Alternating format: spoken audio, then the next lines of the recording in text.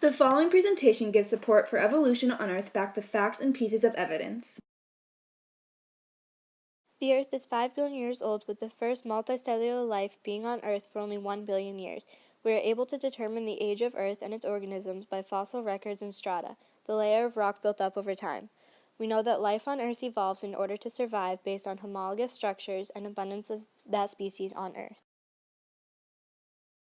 Museums are designed to preserve artifacts and display them for people to admire and learn. The museum specifically chose specimens that demonstrated all types of evolution. The whale skeleton was chosen because of its floating pelvis, a vestigial organ, and the bone structure in the flipper, which is the same as the bone structure from a human skeleton. The hummingbird exhibit showed diversity within one species. Time and time again, the museum chose specimens that showed homologous structures, and you are able to identify similarities despite them being different species. By comparing skeletal structures and DNA, scientists can determine if two species are related by common ancestor. Fossils not only tell the way an organism looked, but also what their lives were like depending on the environment they are found in and what other organisms were fossilized around them, like leaves, other organisms, shells, etc.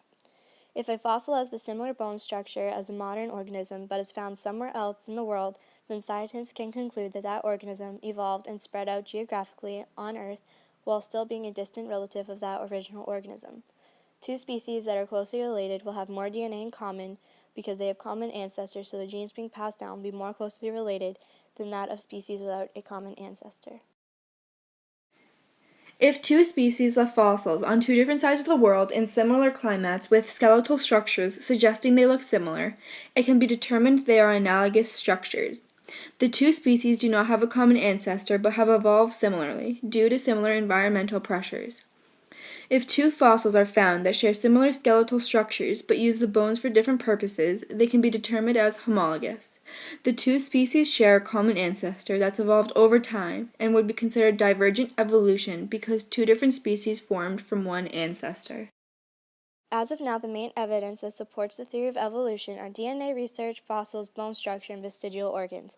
DNA research proves evolution because it shows that traits can be passed down and genes are inherited, which contributes to the diversity in a population and how it changes or adapts.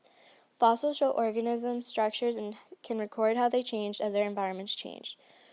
The bone structures show homologous and analogous structures, which show support for evolution because it demonstrates how they adapt and evolve to their environments. Vestigial organs are organs that are remnants from their organism's ancestors that no longer are needed. On humans, it's our goosebumps. In whales, it's their floating pelvis.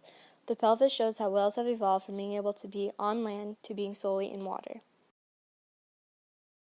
This presentation touched on DNA and fossil evidence, along with different components of evolution such as homologous and analogous structures, all aspects showing the development of evolution on Earth.